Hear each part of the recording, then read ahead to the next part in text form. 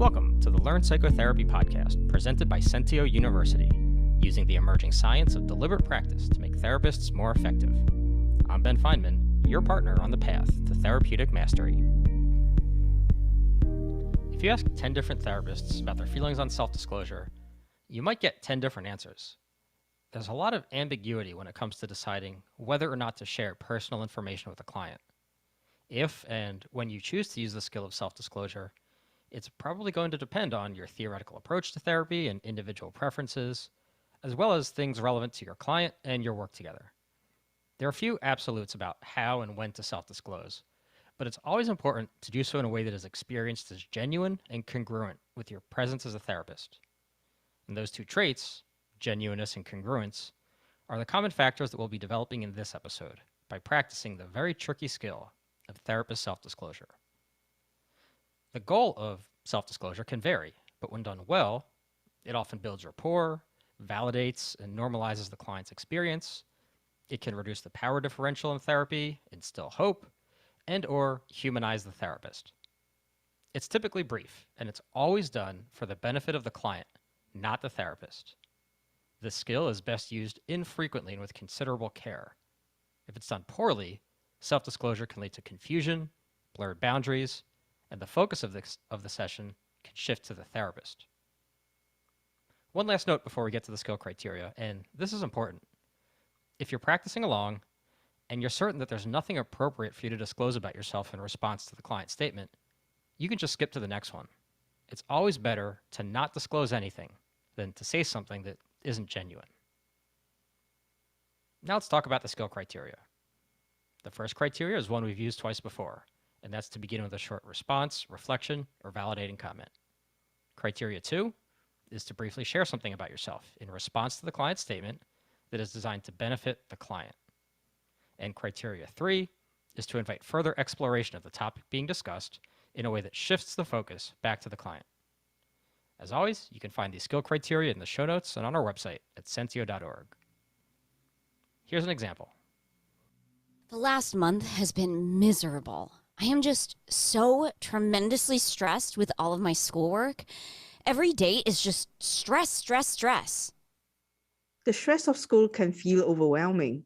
I remember feeling like it was never going to end. I know what worked for me when I was stressed. Do you want to see if we can figure out what will work for you? So the first part of that response, the stress of school can feel overwhelming, meets the first criteria of beginning with a short response, reflection, or validating comment. Then Jen said, I remember feeling like it was never going to end, which means criteria 2, to briefly share something about yourself in response to the client's statement that's designed to benefit the client. And at the end, Jen said, I know it worked for me when I was stressed. Do you want to see if we can figure out what'll work for you? And that met criteria 3 of inviting further exploration of the topic being discussed in a way that shifts the focus back to the client. All right, let's practice the skill of therapist self-disclosure. I saw something on Instagram earlier about this idea of intrusive thoughts, like thoughts you don't want, but they just pop up in your brain. I thought I was the only one who dealt with that. Do you get those? Right. What I'm hearing is that when you read this Instagram post, you kind of identified with it, that you have thoughts that kind of come up for you sometimes when you're not expecting it. And yeah, I guess everyone struggles with that sometimes, including me. I'm wondering what are your thoughts are about. Yeah, absolutely. When you say everyone struggles with it, including me, that's a perfectly fine self-disclosure. You're saying something about yourself. And I know we're looking for it to be brief, so it's absolutely fine if brief in this case just means a few words. And then you did what's most important with self-disclosing is you made it clear that the focus of this wasn't about you. So you're asking Carrie, what are your thoughts about? You're shifting the focus back to her, which is exactly what we're looking for with the skill criteria. So let's jump ahead to number 2. The last month has been miserable. I am just so tremendously stressed with all of my schoolwork. Every day is just stress, stress, stress. Right. You sound overwhelmed, and it makes a lot of sense to me because there's so many demands that are being thrown at you, right? And I feel you. I get that sometimes myself when there's a lot of work that's coming at me. And I'm wondering if you could just share more about what it's like feeling this overwhelm right now. I think that was perfect. And when we're talking about self-disclosure, it can be a really great tool to just help validate and normalize a client's experience. And oftentimes the idea of self-disclosure is like a big disclosure, something very deep and profound about yourself, which is certainly one element of it, but it can also be exactly what you just did, Jen, which is, oh yeah, I have that experience sometimes. Tell me more about how you experience it, which is a really great way to communicate to the client that what they're going through is normal. It humanizes you. So we're on the right track. Let's go to number 3. You seem to have a great life. Like, there's nothing wrong, and you just wake up every day feeling good about yourself and the world. Hmm. I'm hearing that you're wondering about looking at my life and wondering if I can really understand yours, given sort of the different environments that we operate in. And that makes a lot of sense to me. I look at other people too, and I wonder about their lives in relation to mine. And I'm wondering when you think about this sort of the different environments we operate in, how does that feel for you? Hmm. Yep, absolutely. You're really I think you really have the hang of this as we get started. So let's keep rolling. This week has been tough. Someone close to me really let me down. It's been hard to deal with. I have no idea how to move on. Has that ever happened to you? Mm. Right, it's really painful when someone that you care about disappoints you in some way and you feel a little helpless. Like, certainly, I've gone through a fair share of that myself, and I feel you. And I want to ask you if you could just share a little bit more about what it was like for you when you learned about this news from this person. Yep, absolutely. And Jen, I'm curious since this really does seem like something you're naturally very good at. As we're doing this practice, would you feel comfortable being more specific when you're disclosing and talking in a way that maybe lets the client in a bit more about like what the details were of what happened rather than say that's something that I've experienced as well? Or do you want to just kind of keep it at that level and it's entirely your call? Right. I guess it can go both ways. I could certainly do a bit of the former just for practice purposes. I think just for me personally, my style is not to do that because I feel like it takes away from the client a little bit. Like, I feel like if I were to do self-disclosure, typically I would do it only after the client has shared more about themselves. But Uh, it's just a style thing. For the purpose of the practice, I could do a little bit more of that. Okay, yeah, and I think what you're saying makes total sense, and I would never want you to change your therapeutic style. But I appreciate your willingness because in those moments in sessions with clients where you feel like it is right for you to self-disclose a bit more personally, I think it can be helpful to have this practice. So if Carrie reads a statement and you feel like you do have access to some kind of personal experience, I say let's give it a try. And really only with what you're comfortable with, but let's just see how it feels in practice to make some of those disclosures if it feels right in the moment. Okay. Great. Are you moving Carrie. on or do Yeah, we can go on to the, I think, number 5. I hate it when people get in my personal space, like right up against me when there's no reason to, especially when it's someone I don't know. Right. It's really frustrating when people do that, right? Like, I empathize with your experience, right? Like, where when I was on a train once and someone just kind of came up to me without any regard for my space, I was also I had a bit of a what the fuck sort of reaction, like, what, right? So I feel you, and I'm wondering what it was like for you when that happened to you. Boy, I absolutely love that response. And I can totally get why, like, if this was just a random statement that a client made, you wouldn't jump into that level of disclosure. But if you intuitively sense with a client that something like this might help, What you just said, I think, is so great. It's so normalizing. It really humanizes you, like throwing in like the what the fuck moment. I think if it feels right for you is very natural. I really enjoyed hearing that, and I can see how it could be a really great way to meet skill criteria too. And then you shifted the focus back to carry. So I think that was wonderful. Let's keep going. Are you married? Or like are you in a relationship right now? Mm. Well, at this moment, I'm not married. I'm not married. I'm still single. But I am hearing from you that you're really interested to know what my relationship status is, and I want to kind of ask you, what would it mean to you if my relationship status was one way or the other? Like, tell me more about why you're asking this question. hmm Another really good job. You started with skill criteria two, just directly answering the question, which is perfectly fine and good. Then you shifted back to, just throw in a short response or reflection. And of course, then you move the focus back to carry, which is the perfect way to end self-disclosures. So great work. Let's keep going. I see everyone else's social media and I can't help but feel like a loser. Like other people are leading happier, more interesting lives. Hmm. Um, I guess what I'm sensing is that when you kind of go on social media, sometimes it can be very sort of jarring, right? To see that other people are leading these wonderful lives and you compare it to your own. And, I've certainly felt that way myself, even though of course, it's like at the back of my mind, I knew that it was just a sort of more positive side of themselves that they were portraying, right? I get that disconnect internally, and I'm wondering what it's like for you. I mean, to see other people's lives and compare that against your own.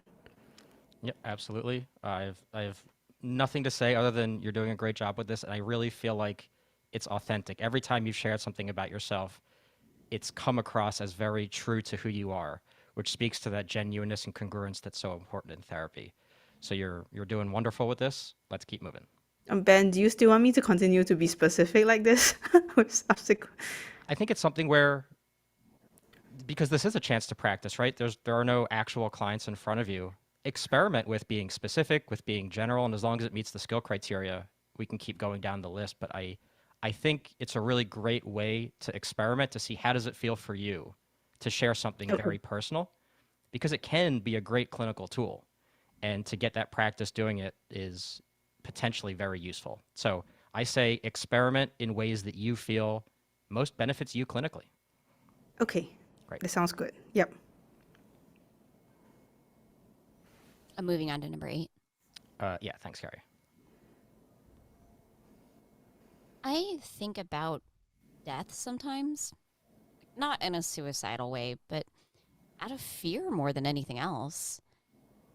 I Mm, don't want to die, and it seems like I'm the only person who has these thoughts.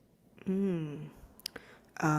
Thank you for sharing that, right? Like, death is sometimes a bit of a taboo topic, and I imagine it wasn't easy for you to raise that to me. And, sometimes I think many people think about death a fair bit, even if they don't say it. And I have thought about death myself before, wondering what it's like, right? And what happens to our loved ones, what happens to me, right? What's that like compared to where my own life right now, right? There are all these unknowns. So your curiosity makes a lot of sense to me. And I'm wondering, as you shared that with me, that you have these thoughts about death, um, what comes up for you? What is your internal experience like? Absolutely. And I think you've been doing consistently a great job with all three skill criteria, but I want to focus on how well you've been doing at shifting the focus back to Carrie at the end of all of your responses and just inviting her to keep talking about it now that you've had the disclosure, letting her kind of take the lead talking about herself, her thoughts, her feelings. Great work. Let's go to number 9. Do you have kids? Mm.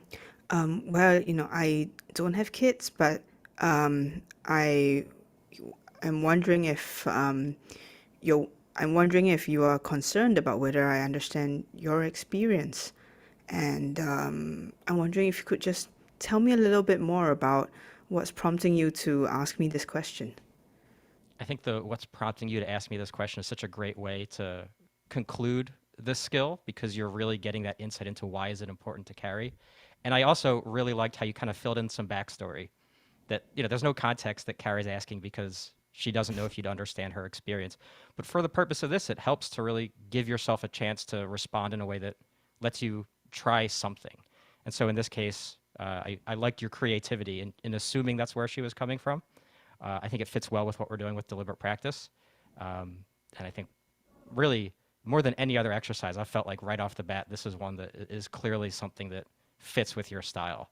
So it's been fun to watch, and I think we have 5 or 6 more. Let's keep going. I was feeling pretty bad yesterday. Then I remembered that I'm pretty lucky compared to the billion people around the world who live in poverty, and that just made me feel ungrateful. Like, it's not okay for me to be sad because my life is actually pretty good, you know? Hmm.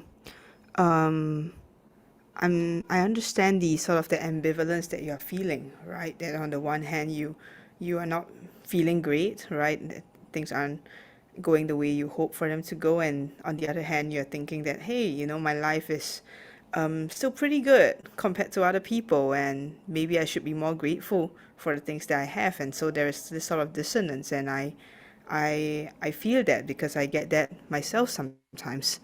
And I'm wondering, what are some of the ways that we can talk about this in therapy to help you feel more comfortable sharing about this?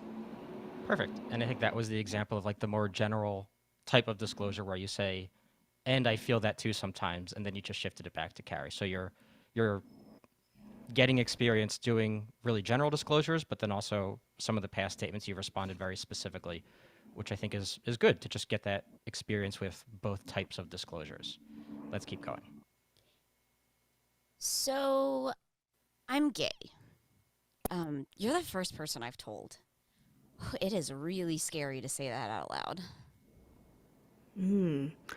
Um, I feel you. I guess, in a world where sometimes it's a little bit, in a world that can be homophobic, and for whom being gay is, let's do that again. So, I'm gay. You're the first person I've told.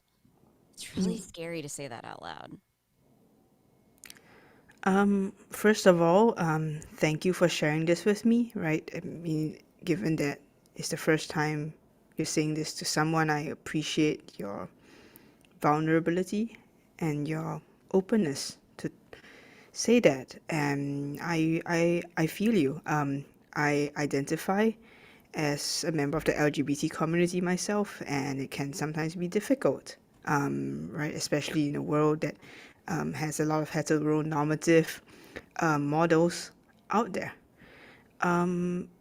Given that it's your first time sharing this very important piece of news to someone, how are you feeling right now?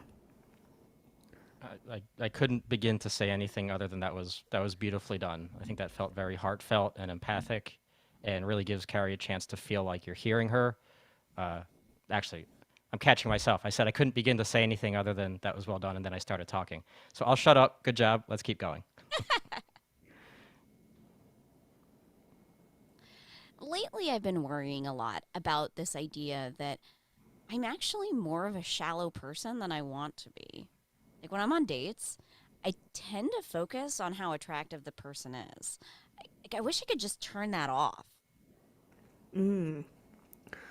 I'm sensing some sort of ambivalence and judgment as you were saying that, and it makes a lot of sense to me, right? Like that, or that there's certain in a sort of romantic relationship, you care about some of the deeper stuff, but you also care about how attractive the other person is, and you almost feel like that shouldn't be a focus, but it is, right? And something that we kind of all struggle when we are trying to think about what we want to look for in a partner, including me. Like I wonder about my own thoughts about my partners, myself, and my own judgment, even if I can't stop it, you know. And I'm wondering what it's like for you to sit with that ambivalence and tension that you have whenever you see a partner and are thinking all these thoughts about them. Yep, that was great. Um, I'm noticing the urge to find something to correct because I feel like I'm just sitting here. But honestly, Jen, I think you're doing so well with this exercise. There's really nothing for me to say. Let's keep going.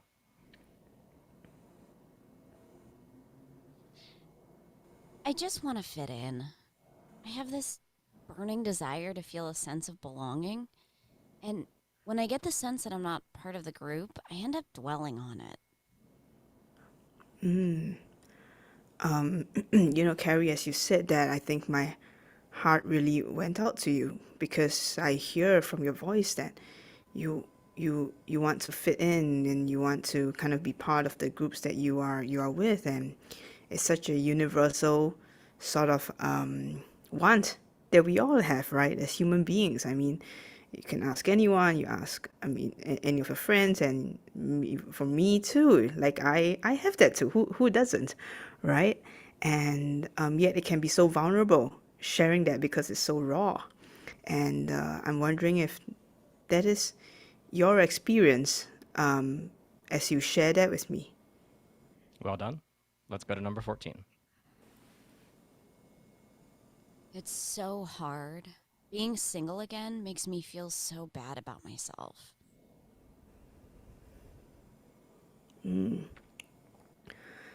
It can be really tough, right? The end of a relationship. It's always it sounds like it's something that can be a little jarring. It signals an end of a chapter in your life and almost the start of a new chapter and unknown, while grieving what you lost in your partner and in the shared future that you thought you might have, right? And so this, I feel your pain. We've all gone through something like this, me included, and that doesn't take away from the pain that you feel and maybe some aloneness as well, even as you know that this is a universal experience. And I'm wondering, what's it like for you to sit with that end of a chapter and the start of a new chapter for you? Yeah, again, it was all really well done with skill criteria one. I think since I haven't been focusing on these, just as a reminder, it was a great job with a response kind of reflecting Carrie's experience and even finding the information about the relationship ending, which was kind of implicitly communicated in the statement. I think you did a good job responding to that. And then you talked about it's kind of a universal experience, including yourself, which is that kind of brief self disclosure that you're sharing. And then, of course, shifting the focus back to Carrie, asking what's it like for her to have that experience. It was all really good. Let's go on to the last client statement. Have you ever had suicidal thoughts?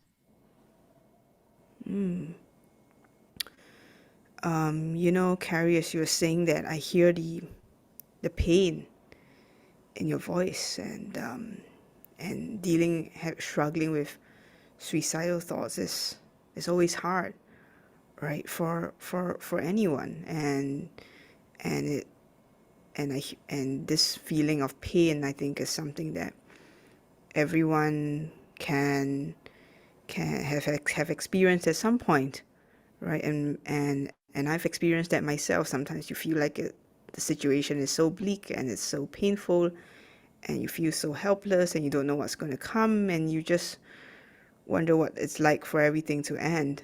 So I feel that pain, and I want to affirm that you've been very brave in even sharing this and confronting that pain in our therapy sessions. And Carrie, I'm wondering what it's like for you to disclose that to me, that uh, and your thoughts about this topic. I thought that was great as well. And I know it's not part of the skill criteria, but your tone for that felt very empathic and soft and welcoming. Um, Great job with that statement, and just fantastic job overall with this exercise. and really the whole season, Jen. Thank you so much. This was wonderful to get to do this season with you. Yay, likewise. This is very fun. If you skipped ahead to the practice section, I want to take a moment and repeat something that was mentioned earlier. If you feel like you simply don't have anything to disclose in response to a given client statement, that's okay. It's always better not to disclose anything than to not be genuine with your client. Just skip that statement and move on to the next one. Jen's advice for this skill is to really try to empathize with the client and be authentic. She said this makes it easier because the moment the client says something, you're already working to relate it to your own experience. Jen also had a great point that you can still find something to share about yourself, even if you can't relate to the content of what the client is saying, because there's a good chance you can relate to the feeling being communicated, if nothing else. So you can always disclose something related to the underlying feeling, if not the direct message of the client statement. Okay, once more, here's the skill criteria for therapist self-disclosure. 1, begin with a short response, reflection, or validating comment. 2, briefly share something about yourself in response to the client's statement that's designed to benefit the client. And 3, invite further exploration of the topic being discussed in a way that shifts the focus back to the client. I saw something on Instagram earlier about this idea of intrusive thoughts, like thoughts you don't want, but they just pop up in your brain. I thought I was the only one who dealt with that. Do you get those? Absolutely. I think it's something that everyone deals with at times. Mine tend to be about bad things happening in the world. What are yours about? The last month has been miserable. I am just so tremendously stressed with all of my schoolwork. Every day is just stress, stress, stress. The stress of school can feel overwhelming. I remember feeling like it was never going to end. I know what worked for me when I was stressed. Do you want to see if we can figure out what will work for you? You seem to have a great life. Like, there's nothing wrong, and you just wake up every day feeling good about yourself and the world. That's interesting to hear. Sometimes I feel this way, but other times I go through the same kinds of struggles as everyone else. I'm curious, what's it like for you to hear me say that? This week has been tough. Someone close to me really let me down. It's been hard to deal with. I have no idea how to move on. Has that ever happened to you? I'm so sorry to hear that. It's really painful to be let down. It has happened to me. I had a pretty severe betrayal by a coworker last year. Would it be helpful for me to talk about it and how I got past the hurt that it caused? I hate it when people get in my personal space, like right up against me when there's no reason to, especially when it's someone I don't know. I agree completely. That actually happened to me yesterday and it was so annoying. Tell me more about why that bothers you. Are you married? Or are you in a relationship right now? Good question. I'm not married, but I am seeing someone. If you don't mind sharing, I'm curious about what made you want to know that about me. You know, I see everyone else's social media, and I can't help but feel like a loser. You know, like other people are leading happier, more interesting lives. I hear you. To be honest, I have that same experience sometimes when I'm on social media. It can make me feel bad about myself too. What would you think if you knew that a lot of people feel the same as we do? I think about death sometimes. Not in a suicidal way, but out of fear more than anything else. I don't want to die, you know, and it seems like I'm the only person who has these thoughts. Thank you for sharing that with me. Most people don't talk about death, but it's something that we all think about. I also have that fear and think about death sometimes. How do those thoughts impact you? Do you have kids? Good question. I do, yes. 2 kids, 3 and 7 years old. We can talk about me being a parent if you like, but I want to make sure we don't spend too much time focusing on me. What makes you interested in this topic? I was feeling pretty bad yesterday. Then I remembered that I'm pretty lucky compared to the billion people around the world who live in poverty, and that just made me feel ungrateful. Like, it's not okay for me to be sad because my life is actually pretty good, you know? Absolutely. I have those thoughts from time to time as well, and it can be difficult. Would you like to talk more about the idea that you're not supposed to be sad?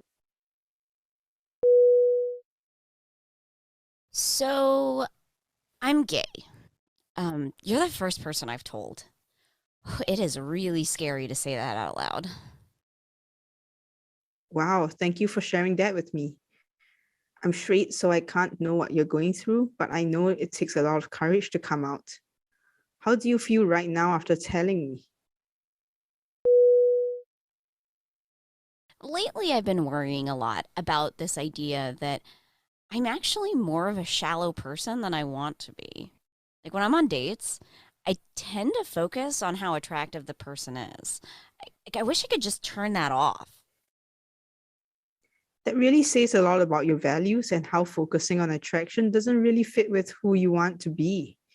But what you're doing it and describing is normal. I do the same thing. It just happens naturally. I think we all do that to some degree. Does that change how you feel at all? I just want to fit in. I have this burning desire to feel a sense of belonging. And when I get the sense that I'm not part of the group, I end up dwelling on it. That can be so difficult. It really hurts to feel like an outsider. I've been there myself. That actually happened to me recently with some friends. Let's talk more about what it's like for you. It's so hard. Being single again makes me feel so bad about myself. Loneliness can be such a powerful emotion. I know what it's like to be single and have those kinds of thoughts, and it can be devastating. Tell me more about the feelings you're having. Have you ever had suicidal thoughts? That's a big question. Sort of, yes. When I was younger, I had what I now understand as passive suicidality. I would think about the idea of suicide, but I had no real plans or intent to try anything. If I may ask, what is it like for you to hear me say that?